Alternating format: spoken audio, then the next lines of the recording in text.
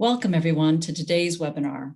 I'm Laura Lovers and I'm the Chief Scientific Officer for Cure Epilepsy, and I want to thank you all for joining us today.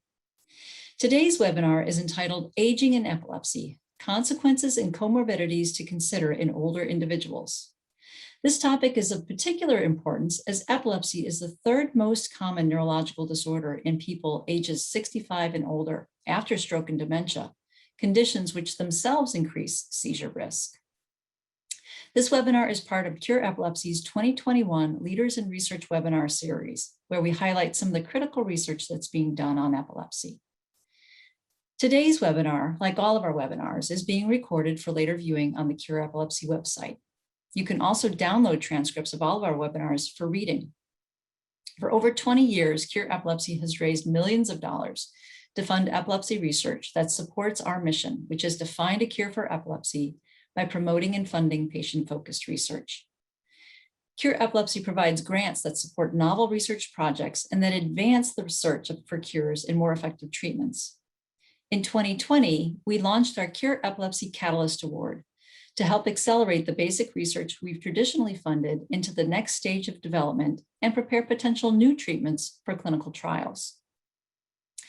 Today's webinar will discuss the relationship between epilepsy, dementia, and stroke, and whether people with epilepsy have an increased chance of developing dementia as they age. Viewers will also learn about strategies that people with epilepsy can implement to reduce their risk for these conditions. This webinar is presented by Dr. Alice Lamb. Dr. Lamb is an Assistant Professor of Neurology at Harvard Medical School and the Massachusetts General Hospital. As a physician, Dr. Lamb takes care of patients in both the subspecialty Epilepsy Clinic as well as the Memory Disorders Unit. Her clinical and translational research program explores the interface between epilepsy, the neurodegenerative diseases, and cognition using a combination of neurophysiology, neuroimaging, artificial intelligence approaches, and cognitive outcomes. Before Dr. Lamb begins, I'd like to encourage everyone to ask questions. You may submit your questions anytime during the presentation by typing them into the Q&A tab located on your Zoom panel and then click Send. I also want to thank those who submitted questions in advance of today's webinar. We'll do our best to get through as many questions as we can. We do want this webinar to be as interactive and informative as possible. However, to respect everyone's privacy, we ask that you make your questions general. So with that, I'll turn it over to Dr. Lamb. Great. It's a real pleasure to be here today and to be talking with you all about aging and epilepsy. This is a topic that I think is incredibly important and one that I care really deeply about. And I want to thank Dr. Lubbers and Cure Epilepsy for inviting me to give this webinar today.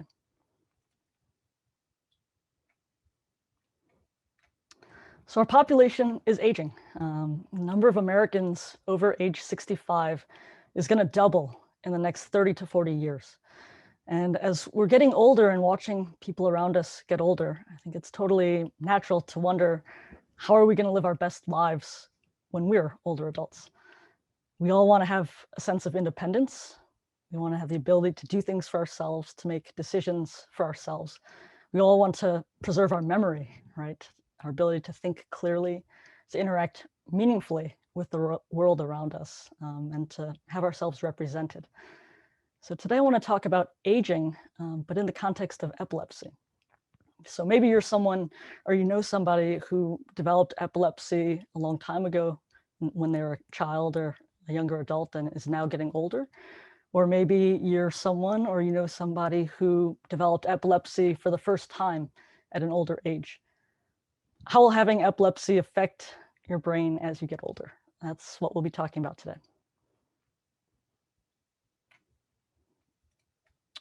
Let's start with a pop quiz. So the first question is, what age group has the highest proportion of people who are currently living with epilepsy?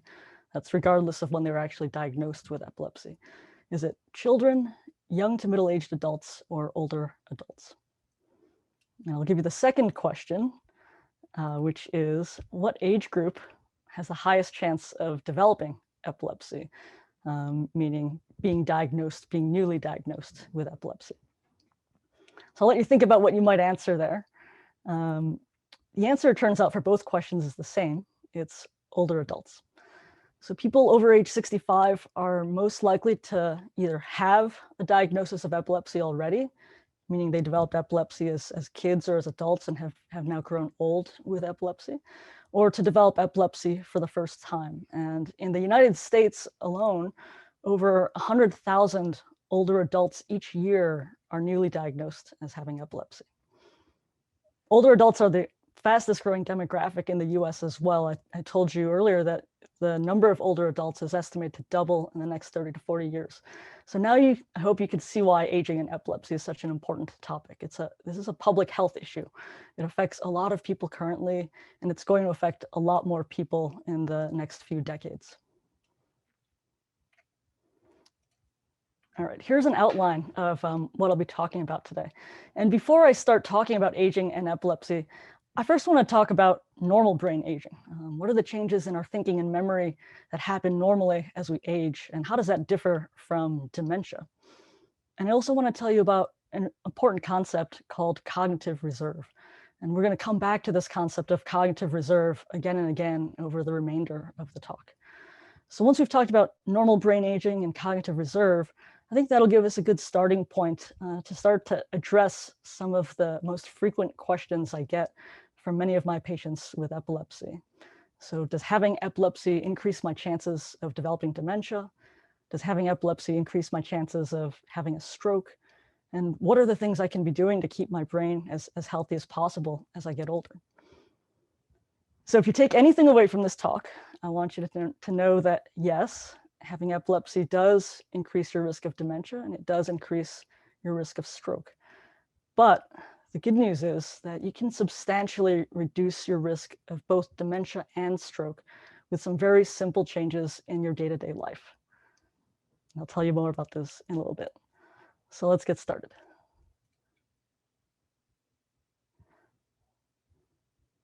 So with normal brain aging, we know that our brains undergo some normal structural changes. So this is a graph. It shows you how the total size or the total volume of the human brain changes with age in healthy people. You can see the average trajectory for men and women in blue and red, respectively. And what you see is that in healthy adults, it's normal for the brain to shrink a little as we get older. So we lose brain cells, we lose connections between brain cells, some brain cells shrink in size, and the wiring between brain cells also shrinks. And related to these structural changes, our cognitive abilities also change. So we know that as people get older, even if they're healthy, we start to have slower processing speed. Our working memory gets a little worse. Our autobiographical memory, meaning our recollection of events that happened to us earlier in life, these details start to get a little bit fuzzier. And our ability to solve problems, come up with new ways of doing things, also declines. But it's important to note that these normal changes, even though they exist, they're pretty subtle. So many people might not even realize or might not be aware that these changes are happening. And these changes are generally not significant enough to interfere with a person's ability to perform their daily activities. So how is normal brain aging? How is that different from dementia? So we know that there are some cognitive declines that happen in normal aging. But when people start to have a decline in their cognition that is more than we'd expect for normal aging, then we start to worry about whether or not they might have dementia. And so the precursor to dementia is called mild cognitive impairment. People with mild cognitive impairment have a decline in their thinking that's significant often, so they notice it themselves or their friends or their families notice it. But despite this decline, they're actually still functioning pretty well. They can still work, they can drive, they can take care of their finances, they can cook meals, they can do all the things that they would normally do in their daily life.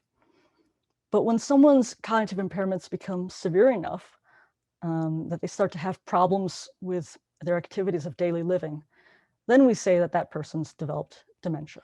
Okay, so this might mean that they're no longer able to figure out how to pay their bills, or they're no longer able to work a job that they've worked for the past 10 or 20 years, or they're no longer able to figure out how to cook meals. So there's different stages of dementia depending on how cognitively and how functionally impaired someone is. I want to point out that, the way I've defined mild cognitive impairment and the way I've defined dementia here, those definitions depend on how someone's functioning cognitively and how they're functioning in their day-to-day life. I haven't said anything about what actually caused these changes in function. So the point I want to make is that dementia is actually a symptom. It's not a disease, or it's a set of symptoms, a syndrome, but it's not a disease. There are actually different diseases that can cause dementia. The most common one is Alzheimer's disease, that one everyone has heard about. But there are other diseases such as vascular dementia, dementia with Lewy bodies, frontotemporal dementia that can also result in this symptom or the set of symptoms that we call dementia. All right, so I want to talk about this concept of cognitive reserve. It turns out that what someone's brain looks like, for example, on an MRI scan, or if you could look at it under a microscope at autopsy, what someone's brain looks like doesn't always match up with how that person's brain functions. So for example, you might have an older adult who passes away, and at autopsy, we might find severe abnormalities in their brain, the kinds of abnormalities that you would typically see in someone who has, end stages of Alzheimer's disease. And yet it turns out that this person, right up until they passed away, could have actually been functioning completely normally. They were living independently, they were cooking their own meals, they were driving, they had no signs of memory problems. So how do we explain this mismatch that you can have someone with severe brain pathology whose mind is still able to function at a very high level? Well, one of the ways to explain this is a concept that's called cognitive reserve. So you can think of cognitive reserve as your brain's ability to function well, even in the setting of having brain disease or having an injury to your brain. Cognitive reserve is how well your brain is able to compensate for disease or for injury. It's your brain's ability to find other ways of getting a job done if the usual way of getting things done suddenly becomes unavailable. So I think about cognitive reserve in terms of brain networks, how different parts of the brain communicate and work together. And high cognitive reserve means that you've developed brain networks that are efficient and that are flexible. And I want to give you a simple example of this. All right, so here's a crayon drawing, about as simple as you can get, I think. Let's say you live in this town and you want to go from your house to the pool. That's pretty easy. There's a road that connects those things directly. All right, think of brain networks as a system of roads in the brain that connect different parts of the brain that need to work together. So what happens if there's damage to a brain network, for example, from a stroke, or even from a disease like Alzheimer's disease? What happens if the damage affects this brain network that goes from your house to the pool and you can't use it anymore? Now, how are you going to get from the house to the pool? Well, if you had developed other roads, other brain networks, even if this one road was blocked, you might still be able to figure out how to get from your house to the pool. So you could take this path, or you could take this path. These paths may not be as efficient, they might not work as well as the original road you were using, but you've used these other networks to compensate for the fact that that main network was no longer working. So that's what cognitive reserve allows you to do. And I think that one of the best things about cognitive reserve is that it's closely related to your life experiences and to your lifestyle. And that means that cognitive reserve is something that we can actually modify and improve over the course of our lives.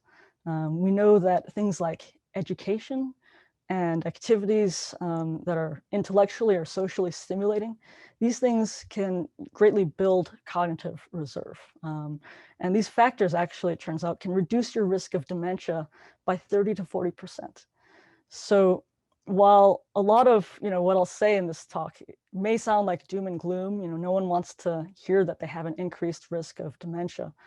What I want you to know now is that you can actually do something to reduce this risk. You can build cognitive reserve, okay? So how does having more cognitive reserve actually allow you to reduce your risk of dementia? So let's imagine someone who has early stages of Alzheimer's disease. And Alzheimer's disease, it's a slowly progressive disease where your cognitive function gradually worsens over several years, okay? And so what I'm showing you is this decline in cognitive function that you might expect in someone with Alzheimer's disease, is this black curve here. Now, when this person's cognitive function declines enough that it starts to interfere with this person's daily activities, they've crossed the threshold, okay? And we can say that this person has developed dementia. Now, what would this curve look like if this person had a severe head injury a few years back? Well, if they had a severe head injury, there's likely been damage to some of their brain networks, and other brain networks are now having to compensate for that injury. So this person will be starting out with less cognitive reserve. And with less cognitive reserve, but the same amount of Alzheimer's disease pathology in the brain, this person is going to be on a different trajectory, shown on this red curve here. And you can see with less cognitive reserve, this person will actually develop dementia at an earlier age compared to if they hadn't had this brain injury. Now let's take the opposite example. Okay, let's take someone who has a healthy brain, a high amount of cognitive reserve. And now you can see how the curve shifts outward here. So someone who has high cognitive reserve, even with the same amount of Alzheimer's disease pathology in the brain, will actually develop dementia at a later age. And depending on how much later this age is, it's possible that they might actually pass away from something completely different before they even ever develop memory problems or dementia. And so you could live your whole life without ever developing dementia because you're able to kind of push it far enough down the line. So the bottom line that I want to make here is that brain injuries and low cognitive reserve, these things put people at increased risk of developing dementia earlier in life than they normally would. Whereas high cognitive reserve can actually delay the onset of dementia. And in some people, it might delay the onset of dementia to such an extent that for all practical purposes, it's prevented that person from getting dementia. So that's why cognitive reserve is really important. Okay, now that you understand the difference between normal aging and dementia, and you understand this concept of cognitive reserve, let's see how this might apply to people with epilepsy. So I'll actually address these next two questions together because they turn out to be somewhat related. All right, so let's start with the bad news. The bad news is that people with epilepsy are 2 to 3 times more likely to develop dementia compared to people without epilepsy. That said, there's a large amount of person-to-person variability in calculating this risk, and there's many factors that determine a given individual's risk of developing dementia. And some of these things, they might include things like, when did you first develop epilepsy? What's the cause of your epilepsy? How frequently do you have seizures? How many and which seizure medications do you take? How long have you been taking seizure medications? And do you have depression or anxiety? Now, it can be tricky to try to figure out the individual contribution of each of these things because many of these factors are pretty closely intertwined. If you have frequent seizures, you're probably going to be on more seizure medications. And if you developed epilepsy early in life, you're probably going to have been taking seizure medications for a longer period of time. So it's a little complicated to tease apart. But what I want to do next is I want to consider 3 different groups of people with epilepsy based on when they first develop epilepsy. So whether they developed epilepsy in childhood, in early to mid-adulthood, or even as an older adult. And I want to kind of explain how I think about the risks of developing dementia for people in each of these groups as they get older.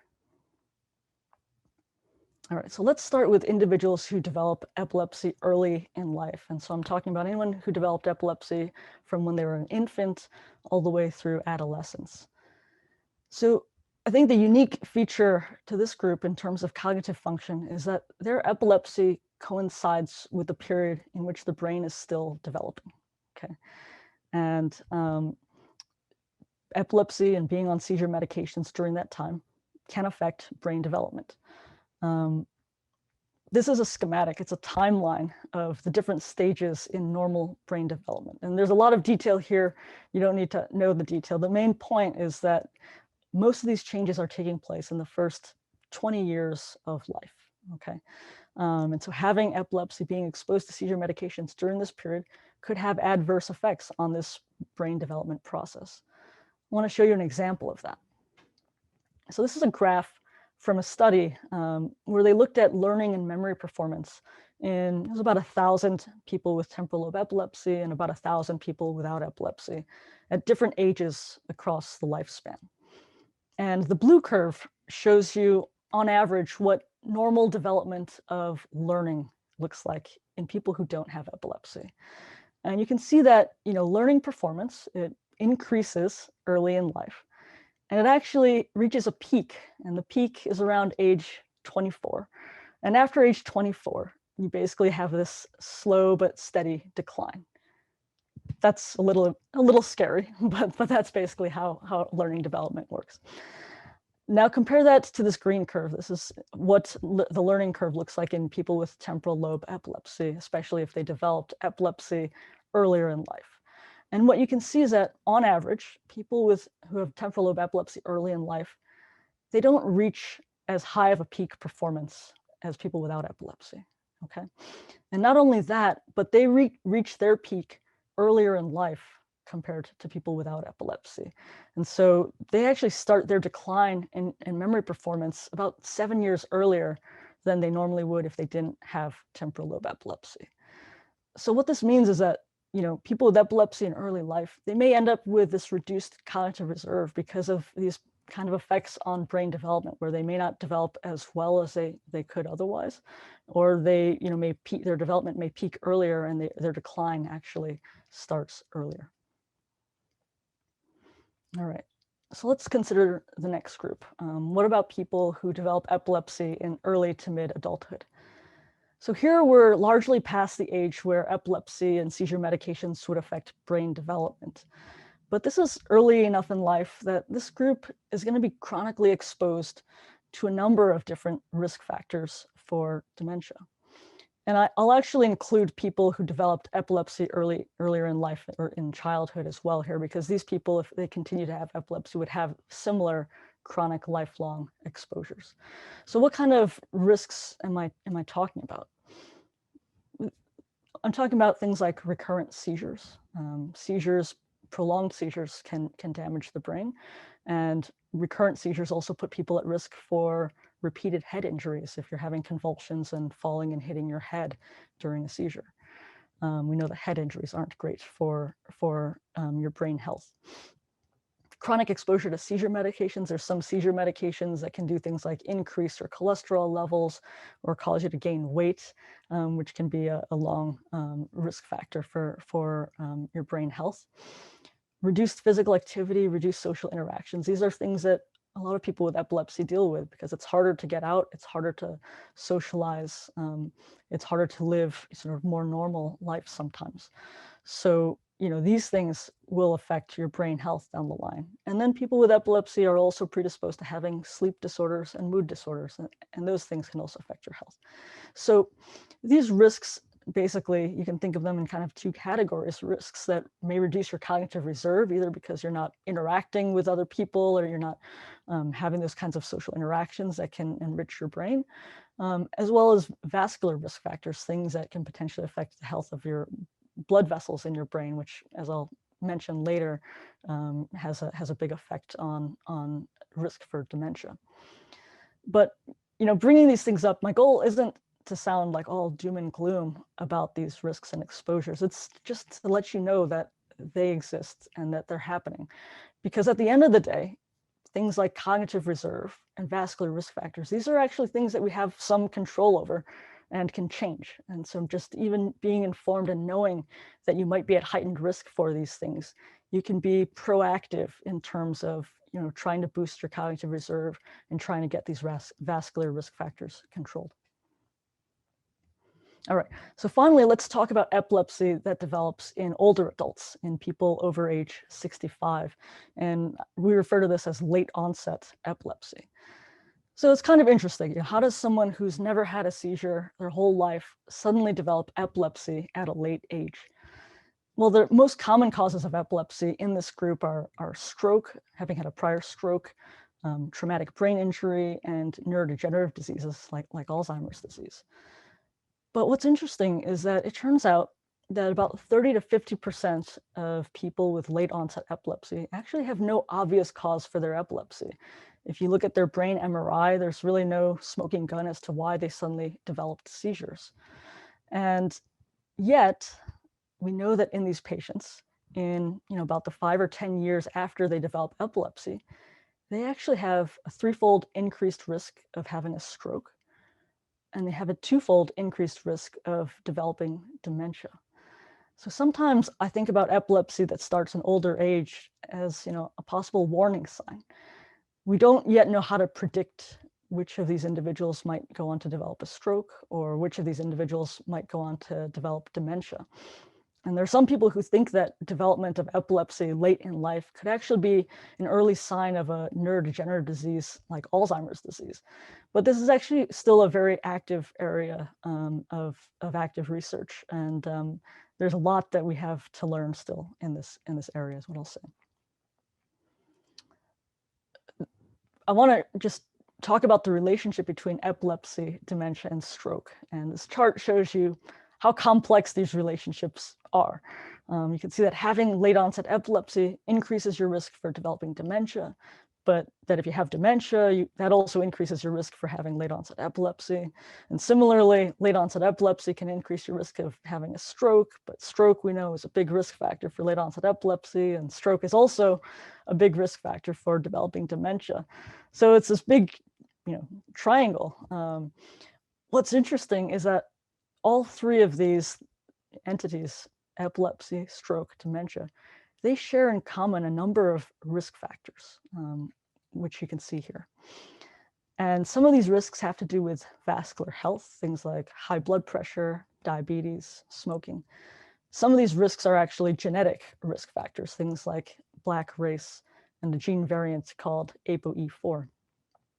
But I really can't stress this point enough. The fact that high blood pressure, diabetes, smoking are shared risks for all of these diseases is kind of a good thing, because these are things that we actually have treatments for. We can reduce these risks with changes in lifestyle and with medications. And so that gives me hope that maybe one day we might be able to prevent a substantial number of new cases of epilepsy in older adults, and also prevent a substantial number of cases of stroke and dementia as well. So I've been talking a lot about the risk of developing dementia in someone with epilepsy, but what I want to point out here is that most memory problems in people with epilepsy aren't actually related to dementia. I think that this is something that my patients ask me about a lot, because I think most people are, dementia is one of the most worrisome things for a lot of people, because right now we don't have cures for diseases like Alzheimer's disease or vascular dementia. But as I said earlier, there are a lot of things we can be doing to reduce our risk of developing dementia in the setting of these diseases. But the point I want to make on this slide is that there are potentially a number of other causes of memory problems in older people with epilepsy, and even in younger people with epilepsy, that aren't related to Alzheimer's disease or to other neurodegenerative diseases. So here are the list of things that I think about most often when I'm evaluating someone, an older adult with epilepsy, who's coming in with concerns about their memory. Are they having frequent seizures or epileptiform activity on their EEG? Are they on seizure medications that might be causing worsening of their memory or cognition? Are they on other medications that might be affecting their cognition? Do they have depression or anxiety that's poorly controlled and that can also present with changes in memory? Do they have sleep problems? We know that sleep is very important for memory as well. Again, the good news in many of these cases is that these are things that can be fixed and addressed, and that can actually improve memory function in someone with epilepsy. All right. So on to the last part. What can we do to keep our brains as healthy as possible as we get older? So up to 1 in 3 cases of dementia could be prevented with just simple changes in lifestyle. So what I'm going to share with you are recommendations that are largely agreed upon by many major health organizations on how to maintain brain health. And this applies not just to people with epilepsy. Actually, these are recommendations that are kind of made to adults, essentially, people who will be growing older. And these recommendations, though, I think are particularly, I think that they are informative for people with epilepsy, again, because as I talked about, people with epilepsy have a lot of these risk factors as they're accumulating through life. So what are the things that we can do to actually maintain our brain health? So first, there are things we can do to increase cognitive reserve, right? And the biggest one there is to keep your mind active. Think of this as exercise for your brain.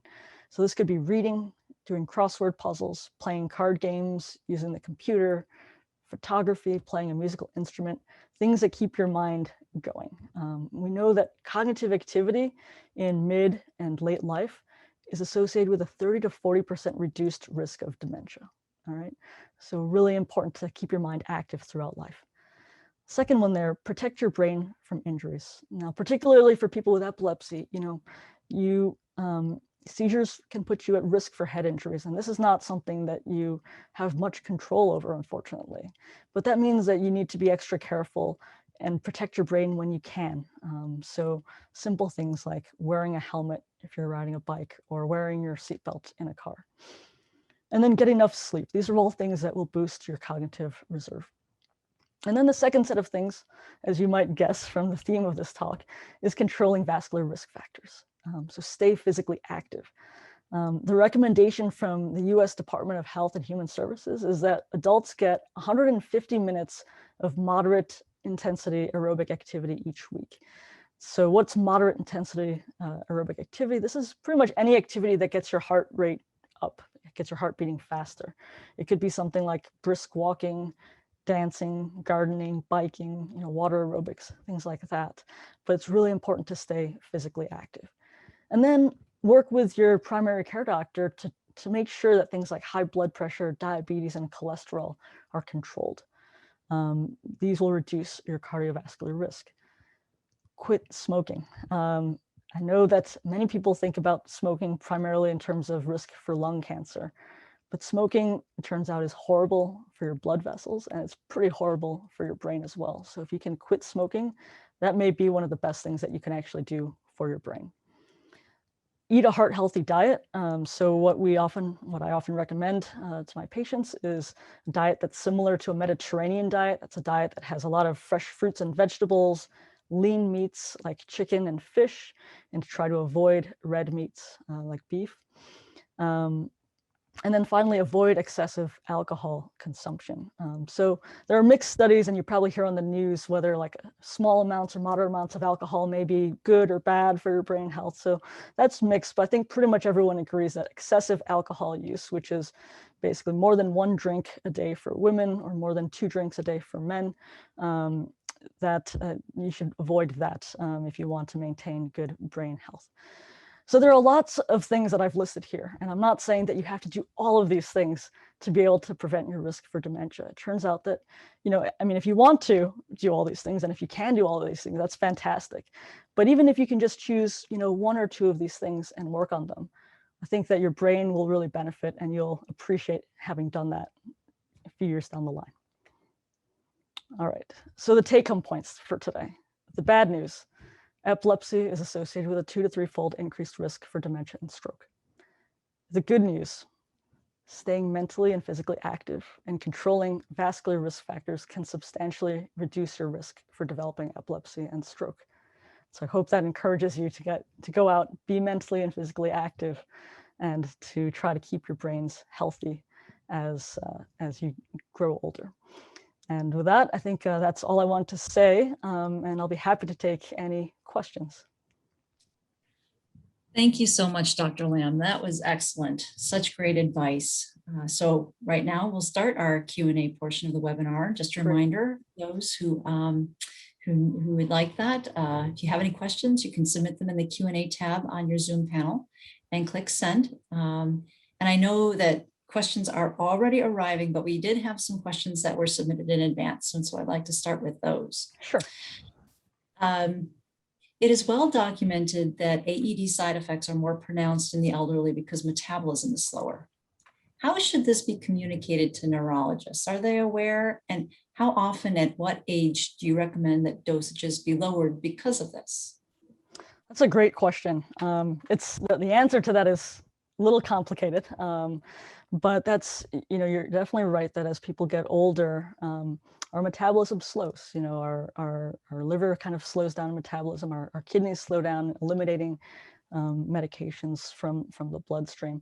But that's also highly variable from individual to individual. And as you know, people have different body weights, and there's a lot of different variability from person to person. So, I think if you're aware of that and you think that this may be something that affects you, I think it's important to talk to your doctor about that. And one thing that your doctor can check, they can look at the level of seizure medicine that's actually in your blood. And that will give for you, that basically tells you how your body is metabolizing the amount of medication your doctor is prescribing for you. And it might turn out that maybe your doctor was unaware, your level was actually a lot higher than they thought it was, and you might be able to reduce your dose of seizure medication. But that's one kind of objective way you can decide whether you're on too much seizure medication as you get older. Great, thank you. Here's another. Can Dilantin affect balance over time? And do you have any comments on this or suggestions about what to do about it? There's an article published in Future Medicine entitled Anti-Epileptic Drugs and Their Impact on Balance. And this person hopes that you can comment on that. Yeah, so I haven't read that article, but I can say that, yeah, Dilantin can definitely affect your balance. And it can do that in a few different ways. So one, if you're on too high a dose of Dilantin, you can actually have this Dilantin toxicity where, you're off balance and you're wobbly. Some people kind of describe it as this feeling of being drunk without having had anything to drink. And so that, if your dose is too high, you might notice that. And if that were the case, you'd probably notice it, usually in about the hour or two after you take your medicine. So that's one way it can affect dizziness. But long-term, it can also affect dizziness in a number of different ways. Sometimes people can develop what we call a neuropathy that's associated with long-term Dilantin use. That means that the nerves that go from your spinal cord down to your feet and help your brain know where your feet are and what they're feeling on the ground below, those nerves can get damaged, and you might not be able to feel your feet as well. And we also know that Dilantin over time can affect the cerebellum. That's a structure in your brain that controls balance and coordination and things like that. So yeah, I think that there is a fair amount of evidence that Dilantin can affect your balance, but again, it can do that in different ways. Okay. Is there anything that can be done about that? Well, if you're on too high a dose of Dilantin, then obviously reducing the dose or trying to, adjust how you take those doses, or maybe even changing the medicine if it's not the right medicine for you, would be one way to do it. Obviously Dilantin is an older seizure medicine, and I tend to avoid using it in older adults for a number of reasons. It tends to be older adults who are on it because, if they were diagnosed with epilepsy years ago, that's what was available years ago, and a lot of people are very comfortable staying on that medicine if it was working for their seizures. And so that's often the case of like patients who come to see me who are on Dilantin already. But there's a lot of newer seizure medications that may not have those kinds of adverse effects, for one. Dilantin also, the way it's metabolized is a little interesting, and there can be interactions with a lot of other medications, not even just seizure medications, but other common medications that you might take for other conditions. So in an older adult, if you're running into these problems, you might think about switching off of Dilantin for that reason, the medication interactions, and sort of these long-term effects that we know can happen with it. I think that's an incredibly helpful answer for this person. So thank you so much for that. Sure. If a person if the person is over 80 and has had no seizure activity in 15 years, do you think medication dosages could be lowered? When can we consider that? I think I know what answer they're looking for. It's something to think about. Again, this is something that's very individual, and I can't answer that without kind of knowing more details of what happens to you when you have a seizure. How much risk would what risk for injury might you incur if you did have a breakthrough seizure because you lowered your dose? But these are tricky questions. Even if I did know, more about this person, it's not something that I could answer concretely. It's something that really depends on the risk-benefit ratio for each person and how willing they are to take a risk like that, right? So I think you have to think about what would happen if you had a breakthrough seizure versus how bad it is to be on the level of medicine that you're on right now. Are you having a lot of side effects from it or not? You just feel like you want to be on a lower dose. Right, So right. good There things is to that discuss risk. with your neurologist. Yeah, and I think about the risk of falls. And, as we get older, we have greater propensity to break bones. And so we want to avoid falls as well for those reasons. So it is trickier. Exactly. Sure. Exactly. Here's a bit of a different question, and you sort of answered it, I think, during your talk, but let's just review. So a rupture of an arteriovenous malformation, maybe M, has led to development of tonic-clonic seizures and many cognitive issues, including problems with memory. Is there a greater risk of this person acquiring dementia as they age? Yeah, so I mean, knowing just that, we can think about this in terms of this whole cognitive reserve thing that I talked about, right? And so having this brain injury and having these cognitive issues that result, you're now at a lower cognitive reserve than you would have been before this AVM ruptured. And so I would say that, yeah, if you were to develop the kind of changes in your brain from Alzheimer's disease, you might be more susceptible to having dementia earlier from that than you would have had you not had this brain injury. But it doesn't mean that you shouldn't still try to reduce your risk for that. Yeah. Okay, great. And as an older person with epilepsy, the person recognizes that they may be able, based on your talk, develop dementia or stroke, depending on their lifestyle. The person wants to know if, do seizures increase with age? And at what point, and this I think is really relevant for those independent older people around driving. At what point in time do you start having the discussion about driving or not driving? Okay, so the first question with do seizures increase with age? Again, I'd have to say it depends, but it's not typically something it's not something I typically see or counsel my patients like, oh, we better worry that your seizures are going to get worse as you get older. So it's not something that I would say I don't think that there's a lot of evidence that occurs. But again, it kind of depends on each individual. The second question about driving, that's a great question. And this is a question that I deal with people with epilepsy, and I take care of people with Alzheimer's disease as well. So it always comes up then. So I think that sometimes people have awareness or insight to know when they feel it's not safe for them to be driving.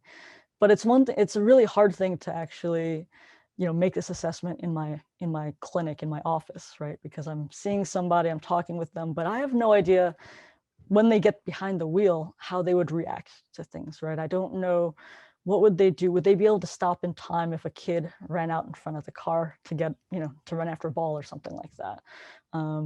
What would they do if a car swerved into their lane all of a sudden? How would you react to that? So these kinds of things are really hard to gauge in a clinic. So one thing I'll often do is, sometimes I think it becomes pretty clear that someone shouldn't be driving. They're either getting into accidents or they're getting lost while they're driving, things like that. And those cases are a little bit more straightforward, and often families will take away their loved one's keys before even asking me about it. But when it gets a little grayer, when like things aren't quite working as well as you want to in your brain, but a lot of you've been driving your whole life, it's kind of an automatic thing almost. You don't have to think about it so much. What I'll often do is I'll recommend that people undergo kind of a formal driving assessment. And so there are different centers that do this. There's occupational therapists who are kind of trained in assessing people's safety and driving. And often this kind of driving assessment, it may involve a pen and paper test first. And if you do fine on that, then you would do kind of a behind the road, behind the wheel on the road test where someone would be with you and kind of assessing how you're able to react to different things that happen. And so I often lean fairly heavily on these kinds of assessments to make a good assessment of that. It's, again, as I said, it's really hard to know from just talking to someone in my office how they would actually do on the road. Right. But I think that's great advice, and great to know that those resources can be out there for people to be thinking about Yeah. as they consider this question for themselves. Sometimes it's actually more helpful for family members who don't want their don't want their loved ones to be driving, but their loved ones won't listen to them. And so, and if they won't listen to me, I'll say, well, if you want to drive, you need to have a formal driving evaluation. And then it's kind of an objective, like it's not just someone judging or wanting to take away their independence. It's like an objective, like you either passed or you didn't pass the test. So right, absolutely. So here's a question. Are some epilepsy medications worse for dementia? Let me answer that kind of a different way, or let me kind of pose the question a different way. So maybe one way to ask it would be, are some epilepsy medications worse for cognition?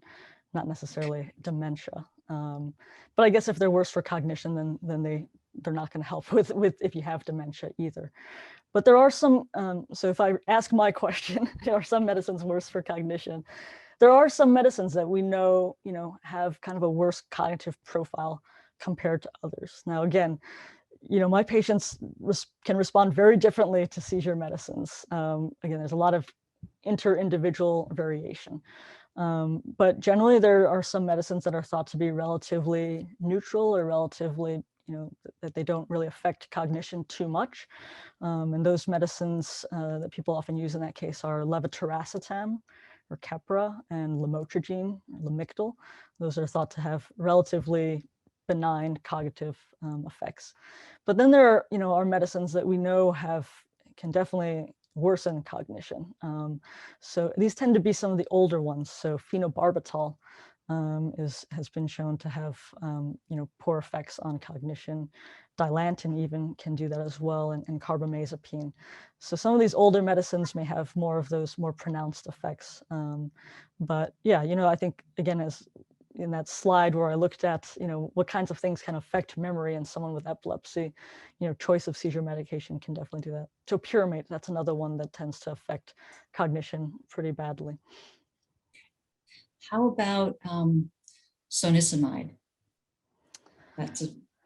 It can, again, it really varies from individual to individual. Zonisamide wouldn't be on my top list for someone who's having cognitive problems already. It would not. It would be kind of a bit further down the list.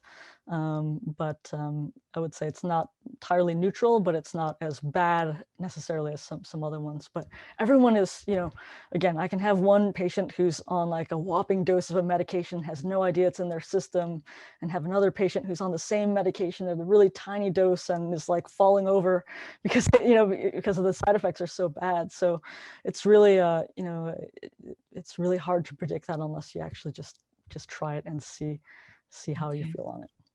Okay. So in the same discussion, if somebody's feeling a cognitive impact and it's possibly because of their medication, are those changes reversible if patients switch medications? Some of them can be, yeah. So again, if it tends to be I just started this medicine a couple months ago, and I and my family are all noticing that I'm a lot slower, I'm forgetting conversations, then yeah, in general, you come off that medicine, I would expect those side effects to get better as you're off the medicine. But some of these older medicines, like phenobarbital, Dilantin, if you've been on them for like years and years, and now you're coming off them, it may not be as great a benefit because there are some long-term changes from those medicines. So you might not notice as great a benefit, but it might still be worth trying to come off them to see if you do get a benefit. Okay, great, thank you. So can testing like neuropsych evals tease out declines in cognition based on AED side effects versus declines resulting from regular aging? Can testing determine the source of the cognitive decline? Yeah, that's a great question. I use neuropsychological testing actually pretty pretty frequently in my patients with epilepsy and memory problems. So I think that there's a number of things that can be helpful with, and often I do use it for like the purposes that you're talking about, to try to tease apart, what is actually causing this person's cognitive impairments. Because one thing that neuropsych testing allows you to do is I mean, if any of you have ever done neuropsych testing, it's like a several hour long like cognitive test that you never knew that there are that many tests for your learning and for your memory and things like that. So it's very detailed, and it can get in very good detail like what parts of your thinking are working well and what parts of your thinking aren't working well. So a lot of patients will say, my memory is bad. But actually, it's not their memory that's bad. It may actually be their executive function, their ability to kind of plan and organize things that's more affected than their memory. And so neuropsych testing allows you to tease apart some of those things. And depending on what cognitive domain, whether it's memory, executive function, language, any of those things, depending on which domains are affected, that can often help us hone in on what might be causing those changes. And so sometimes that can help me distinguish between whether it's someone's longstanding epilepsy that's causing their cognitive troubles, or whether it might be something newer or different, like maybe they've developed dementia, or maybe they've developed depression late in life, trying to tease apart some of those factors. Neuropsych testing can be helpful for that. Yeah. Great, thank you. So is the ketogenic diet a heart-healthy diet? Ooh, that's a tough one, actually. So I don't know the answer to that. I think it's tricky because obviously it's a very fat-intensive diet, and I should actually look that up. But I do not know the answer to that offhand. That's a great question. It is a really good question. Yeah. I mean, I know that people who are on the ketogenic diet get monitored, frequently. They have their cholesterol levels checked. They have a lot of these metabolic things checked. But I don't know what the data is in terms of like long term, if it actually predisposes you to having heart attacks because of the high fat content or not. Right. Especially in an older population. Right. Okay. Does chronic microvascular ischemic change get worse with time? And does it make epilepsy worse? Okay, so that's a good question. So for those who don't know, what is chronic microvascular ischemic change? So the best way I can describe it is, if let's say you have an MRI that's done. What it looks like on an MRI are these little white spots, actually, these little white spots that you don't normally see, but you do tend to see them more as people get older. And what we think of these little white spots is that it's reflecting damage to really, really small blood vessels in the brain. Okay, so it's showing you that there's some disease of the small blood vessels. They're affected somehow. And sometimes that can be due to the kinds of vascular risk factors that we've been talking about. High blood pressure can definitely do that. People who smoke, definitely you see a lot more of these microvascular changes in the brain. So can that worsen epilepsy? I think that was the question. Can it worsen epilepsy? What I'll say is, so there have been studies that have been done recently looking at what are the risk factors for people who develop late onset epilepsy. And it turns out that people who have these chronic microvascular ischemic changes, again, these are think of them almost like silent changes. Most people don't know that they're there. It's something that you see on MRI, on brain imaging when you do the imaging. But they're kind of like silent. Think of it as like silent cerebrovascular disease. It tells you that that your blood vessels are not as healthy as we'd like them to be. But anyhow, if you have those kinds of changes in midlife, in your 40s and 50s, that is actually a risk factor for developing late onset epilepsy. Okay. Whether if you already have epilepsy, that kind of change will worsen your epilepsy, I'm not sure if we know that or not. But again, in terms of this vascular risk I've been talking about, think about this chronic microvascular change as another sign that maybe things aren't as healthy as you want them to be. Okay, right. And then to try to manage that to the best degree possible going forward. Exactly, exactly. We have time for one more question. And this relates to the graph that you showed with people with temporal lobe epilepsy and the age of onset and the likelihood of dementia or loss of cognitive function. Are there different outcomes on epilepsy in other areas of the brain? For example, parietal lobe, has this been studied or has it just been focused on TLE? That's a great question. And so a lot of the studies on cognition and epilepsy have been done in people with temporal lobe epilepsy. It's the most common focal epilepsy, so there's a lot more people that have it compared to things like parietal or occipital or frontal lobe epilepsy. That's probably one of the reasons. But also we know that temporal lobe epilepsy affects the temporal lobes, and we know that those are really important for memory as well. So I think that historically that's been the case, and it's hard to do. You need really big studies in order to make these kinds of observations or to get these kinds of insights. You need a lot of patients over time too. So you're looking at thousands of patients in that study in that graph that I showed. So I think it can be challenging maybe to find enough people with certain kinds of epilepsy to be able to do those studies and to be able to make these kinds of clear inferences. But it's an area that we definitely need to work more on to understand better. Right. This is definitely an area of need for more research. Yeah. Yeah. Well, I want to thank you again, Dr. Lamb. We're gonna wrap up our Q&A session. We deeply appreciate the answers you have provided. I know there are a few outstanding questions, and we may try to get those over to you for answers at some point in time. Sure. So again, I want to thank you, and I want to thank our audience for such great questions, and those people who submitted in advance gave us really some great things to think about as we've been preparing for this session. So for the audience members, if you have additional questions about the topic, or would like to suggest a future webinar topic, or wish to learn about any of Cure Epilepsy's research programs or future webinars, please visit our website at www.cureepilepsy.org, or you can email us at research@cureepilepsy.org.